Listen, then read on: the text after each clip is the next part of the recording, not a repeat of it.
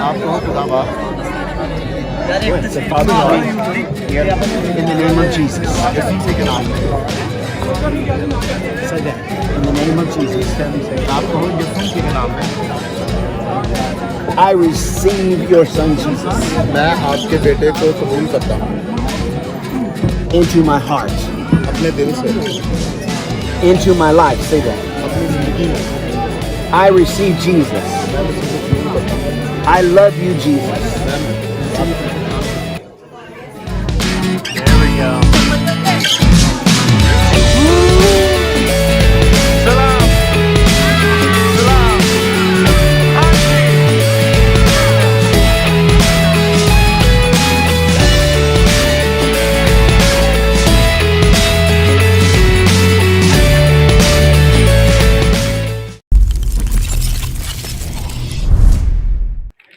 You know, Charlie, I started right there with that video. You were looking around. We had just ministered the word of God, and there was a Muslim man wanted to receive Jesus, and you couldn't find an interpreter. So tell us what happened at that moment. Well, it was an amazing moment. It was time for us to go. Security had said that we had to get out, that there was some security reason for us to leave the area quickly. And so we began to turn to leave, and someone grabbed me and said, "This Muslim man wants Jesus." Yeah. And, that was touching. So I immediately turned to him and I walked towards him, and I began to look for my interpreter, and there were no interpreters around. And I kept looking, and I turned to my left, and there was my security guard who called himself my shadow. He was always there with me. He says, "I'm your shadow." So there he was, and I said, "Can you interpret?" He said, "Yes, I can." And so he has a shotgun in his left hand, and his right hand, he's laying hands on the man with me, and we pray. And this Muslim man, in all sincerity, just says, "I want Jesus," and just makes a life decision. It was beautiful. You know, it's not like you're doing it in America where you want to beat the rush to Kentucky Fried Chicken after church. No. I mean, this is really a real deal. Hey, by the way, are you wearing your matching kurta? Are you wearing your kurta there? I am in my kurta, yes. Okay, great. Well, I want to give a little background and context here before we introduce Julie. You know, about 12 years ago, I started getting messages on Facebook from Pastor John.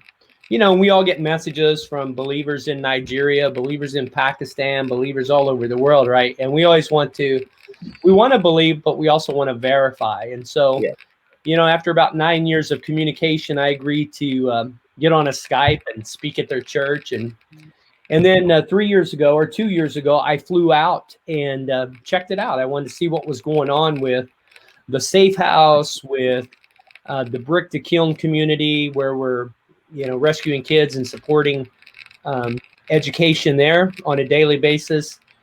And our hearts really fell in love with the people there. You know, the churches that they had planted at that time when I first went out with Daniel Gomez, our board member. They were at 45 churches planted. Now they're at 200 and doing the math here, 203.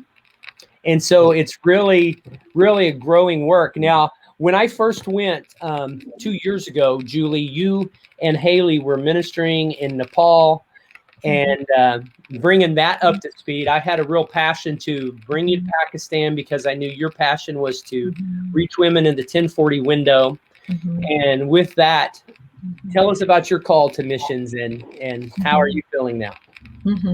So yeah, I have just for many, many years, I've had just been called to the mission field in a short-term way, but with some very specific, I think, focuses. And when we started talking, we were working on what on women developing female leadership, especially in particular in countries like in the 1040 window, where some of the churches are made up of 70% of women, but there is no program or is no strategy for developing those women into roles of leadership in the church. And so we just had a heart to go in and really minister to the women. And as an executive pastor here in the States, I've walked a road for many, many years, just kind of navigating those waters here, and the Lord has put it on my heart. So that was kind of how our conversation began. But I've also done a lot of work with in the area of child trafficking and child rescue in Cambodia and in Thailand. And so some of the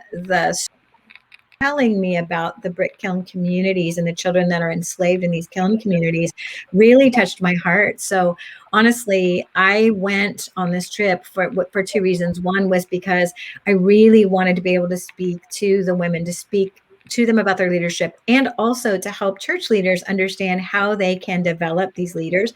But also I wanted to see what God was doing in the kiln communities and what 1040 Impact has been able to accomplish. And yeah, both of those were pretty astonishing on this trip. Yeah, it was very epic, and I want to bring your picture back up here because talk to me a little bit about the here you are, you and Halie ministering at the women's conference where we had about 300 women there on that Friday. You know, this was a time during the month of Ramadan where the Muslims weren't allowed to, you know, even gather because of COVID in the mosque, but we just had tremendous favor. Tell us about how thrilled you and Halie were to be able to minister to these women. And then we had some great reports and some great feedback from the ladies, and what was the main takeaway? Mm-hmm. Yeah, it was such an honor to be in a room. There's so much. One of the things that I found so heartwarming was that there was so much hunger in the land of Pakistan. People want to know the Word of God. Many of them are illiterate, so they can't just go read a Bible, and many of them don't have a Bible in their language. Mm-hmm. So they're just hungry to hear the Word. And I think what is very true wherever we go with this word of developing female leaders is that just see is I think the destiny that God has put in them that tells them that they're leaders, that they have a voice, that they have an influence in their community, and that it's not surprising that they feel that in their heart. And to be able to connect with that and activate that in their heart is just really, it's such a blessing. And you can see it in their eyes. They know they're leaders. They know they have a voice. They know it. They have influence. So yeah, that morning was really, really special. And one of the young girls, it was so funny because she had come up later and told Halie, she said, because Halie's a young single woman who does this and sits in a place of leadership in our church. And she said, I always knew in my heart that this was true, but now I've seen you do it. Can you pray for me? Because the nations are in my heart. And we were just like, that's exactly it. The nations are in their heart. So that was just super special. Oh, there's Halie. I'm telling your story, Halie. Perfect timing there. There were a lot of young women that were really hungry. Michaela, one of the interpreters, and hi, Halie. Thanks for joining us. And you were the youngest member of our team, but you know, Halie, you're not a newbie to missions by any means. Kind of give us your background with where you've been all over the world, and then this is not your first trip with Pastor Julie. What'd you think of going to Pakistan? Pakistan was amazing. Yeah, we've done a lot of stuff in Africa and South America, and starting to touch into regions of Asia. And it's always different how God's moving in a nation. And we dropped into Pakistan and so quickly began to see the hunger and the love for God and the revival that's in their hearts to chase after God. And I was so overwhelmed by the hospitality and the honor to welcome us in and learn together and with us and from us and to step into the more of God. It was an amazing couple weeks. I'm going to go ahead and share our video that I was trying to share earlier. I was having a few technical difficulties, and I just want to say we had some amazing breakthroughs. Anytime you go on a mission trip, and I know all of us are not new to missions, we've all done missions for years, you're going to have challenges and setbacks. I mean, considering the fact that you're traveling halfway around the world during a pandemic, I mean, just getting the visa approved can be a big thing, right? And so at every step of the way, I just applaud everybody on this team because you didn't give up. You were very persistent, and a lot of people would have given up. And in fact, Pastor John was so persistent with the local authorities that many times, because of his persistence, he was allowed to have the meeting permits. And in fact, that last day when we had the church service under the tent, they were told they had already set up the tent and everything. And a group of Muslims that got together and said, you know, take the tent down. And they petitioned security. And John and the team had to take the tent down. And Pastor John went back to security and requested. And they said, you know, we're not allowed to meet during the month holy month of Ramadan. And he said, I understand. Would you please reconsider our request? And God's favor, they said, go ahead and put it up. And we were able to keep the tent up for 90 minutes. So for those of you just joining us that are watching us stream now on Facebook, go ahead and share the stream. You can actually leave your comment below in the chat, whichever social media platform you're watching this on, if you've got a question for the team. And then I'm going to go around and get the most memorable moments from each of you. And then I think in a few minutes, we actually might have Daniel Gomez, one of our board members, who was with me on last year in October on the trip, share his perspective, because I know it really touched his life being in Pakistan. Because anytime you go do a mission trip and share the word with people, you're making an impact. And it's what I call the ripple effect. It's like throwing a pebble into the lake or into the ocean. It continues to multiply. In fact, when we got home, we had some donors say, hey, I want to be a part of rescuing kids in the brick kiln community.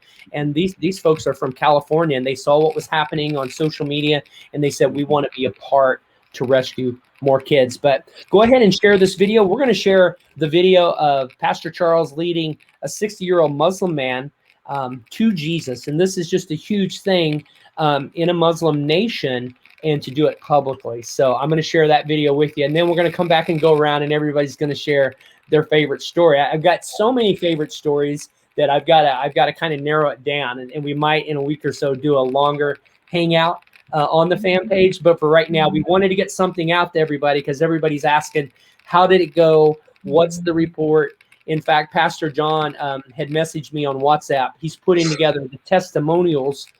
They had one of the young men that we prayed for that had a brain tumor. One of the teenagers confirmed healing from a brain tumor. So we give Jesus praise for that. Okay, and with that being said, I'm going to share my screen this time for real.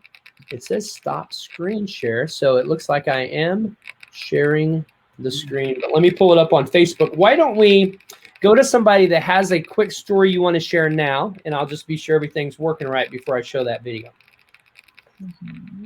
What's one of your favorite stories, Halie? I know you had a lot of them.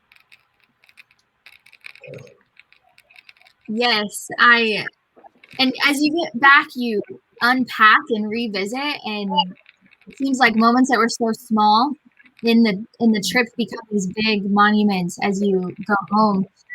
And the one that I can't get out of my heart is on the last day when we left that last meeting that got set up a couple times, and we went to do a house visit.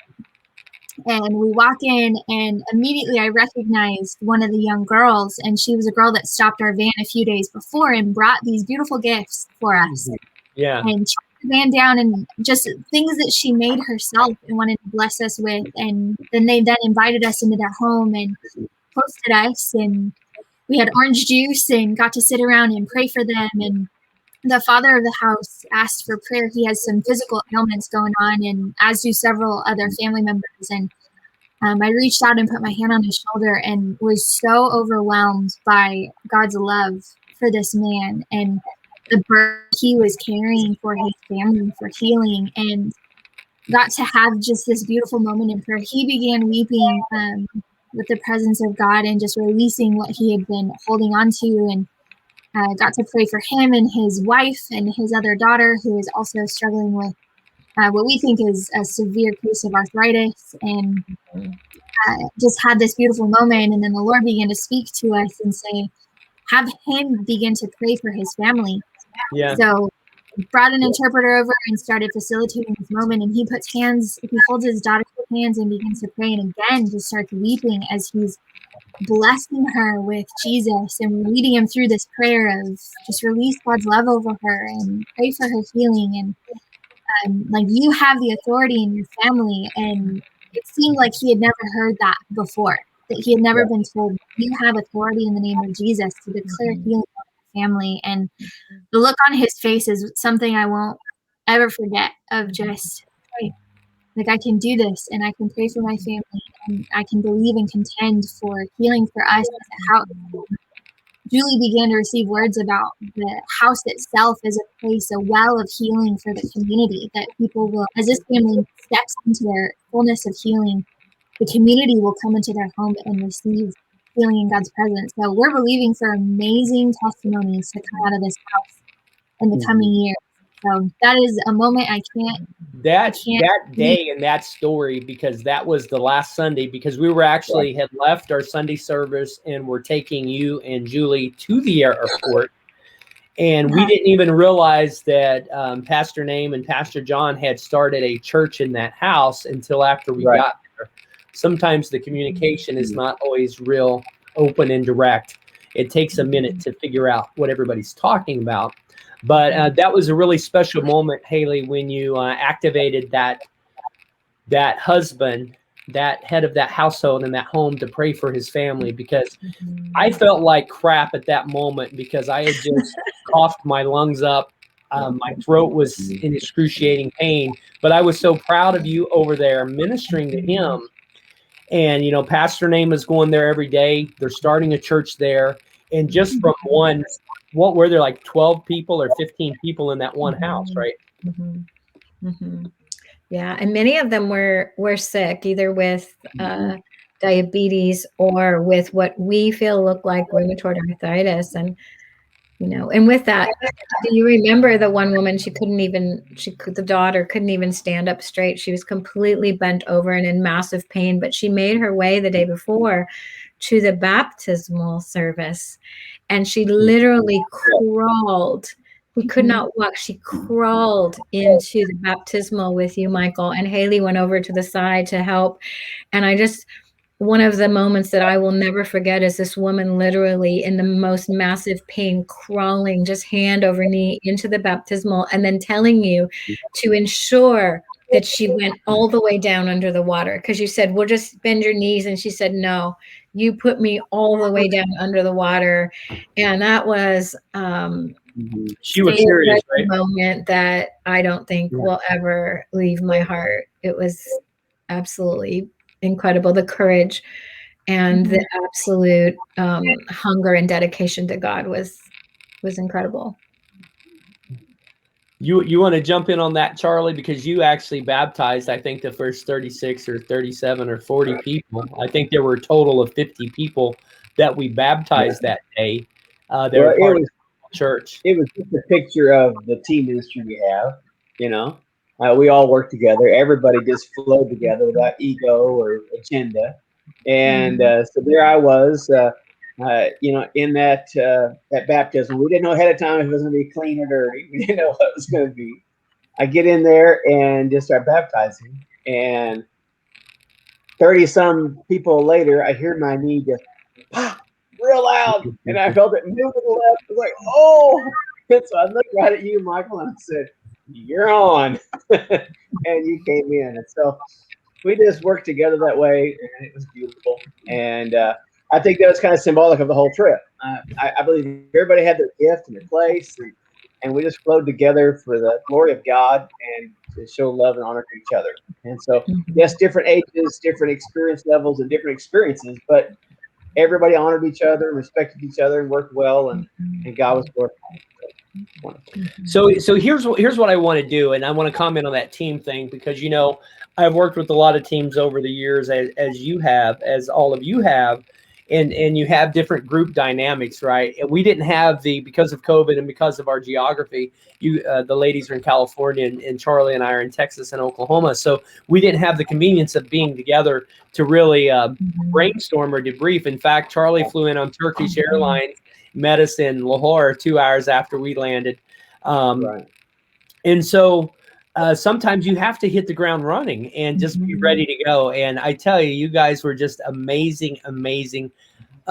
But that team spirit really increased the anointing, because there wasn't this competition of fighting over the mic. In fact, a lot of times, all four of us shared at most of the meetings, and we ministered to a total of over 5,000 people over that 12-day period. And I say 12 days because Charlie and I stayed on the last 2 days to wait for our flights. But all in all, it was 12 days of jam-packed ministry. When we get back from this video clip I'm going to share with the world, I'm going to tell the story about Multan. That will be my story. And then I'm going to go around. I want each of you to have like a 2 to 3 minute story to share with everybody as I share. If you got a question, pop it in the chat, guys.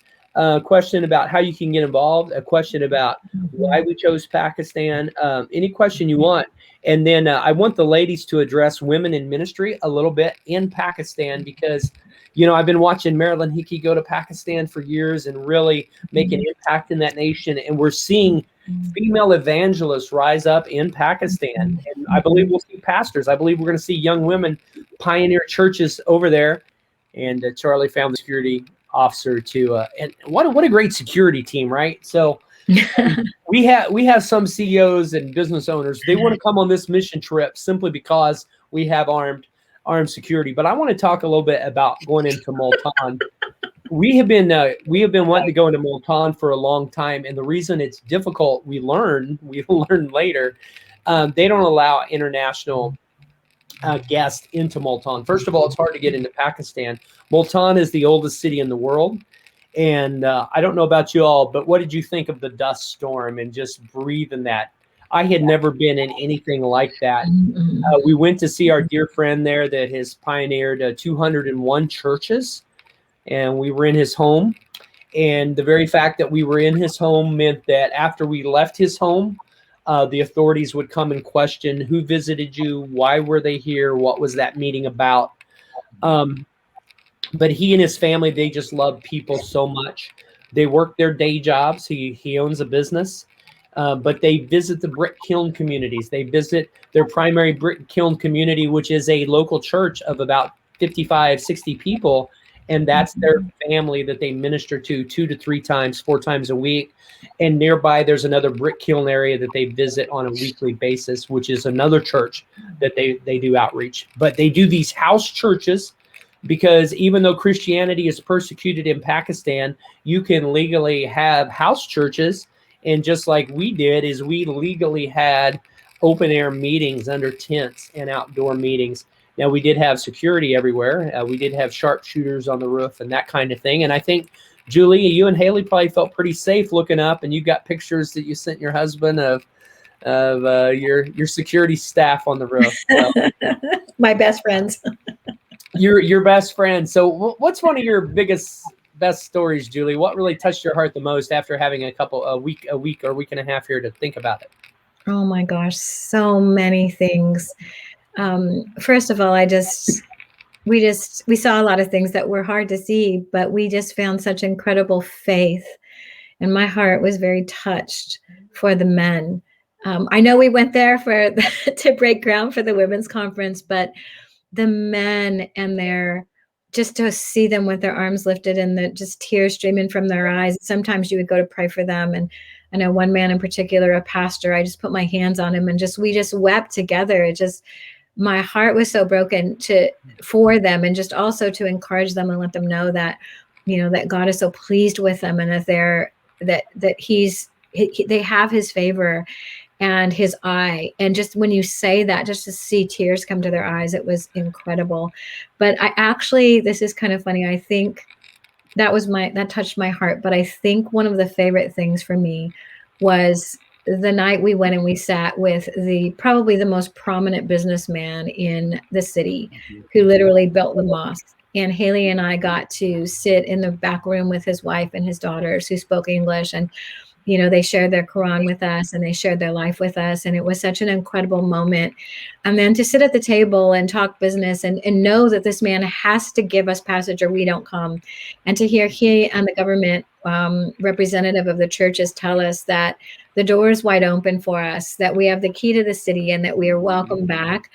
To me, I know it's a small moment, but it literally was showing the favor of God upon the work that is being done in Pakistan. God is opening the doors of favor for people to minister in this country. And it was almost as if God just put a stamp of approval and showed me at the moment, because I've been asking the Lord that I want to see revival. I want to see revival. I'm 60, and before I die, I want to see revival. And the Lord was like, look around. This is what it looks like. And that was probably it was such an incredible moment for me, because God is on mission there. It's awesome. His daughters want to go to Harvard, and they're building that relationship, that friendship with us. And God's opening these amazing doors with the Chamber of Commerce, and Yeah. we have to get invited. We go on a business Yes. visa. We actually print books there. We have a printer in Sahiwal, and we print books in Urdu, thousands of books. And wow, yeah, that's Crazy. you all see it. You and Halie seeing and Charlie seeing the brick kiln area for the first time, because you can talk about it, but until you actually see a 3 or 4-year-old kid or a 78-year-old grandmother make 1,000 bricks a day in the hot sun, day after day for $2 a day, it doesn't really register. And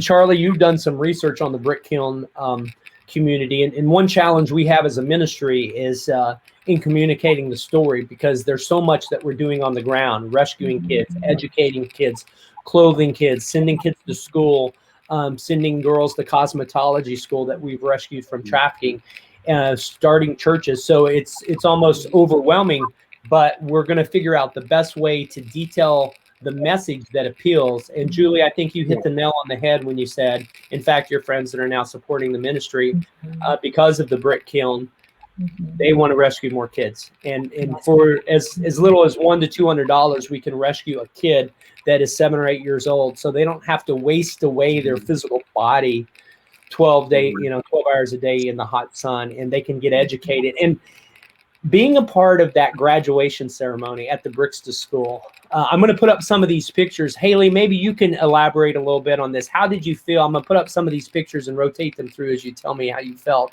this day presenting the awards to the kids. It was so special. So we had visited the same community the night before and got to do quick little messages sharing.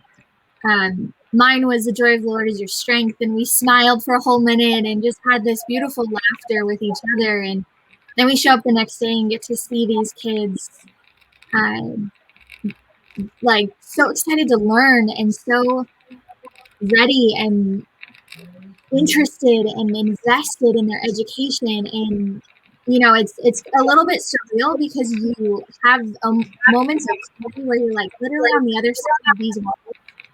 People are sitting in moments of slavery, and they're making bricks for survival, to the meal a day, and think that this is there forever. And yet you're sitting in this room with these kids who are smiling and laughing and learning and have beautiful English to share, and we're singing together, and they have these beautiful welcome balloons.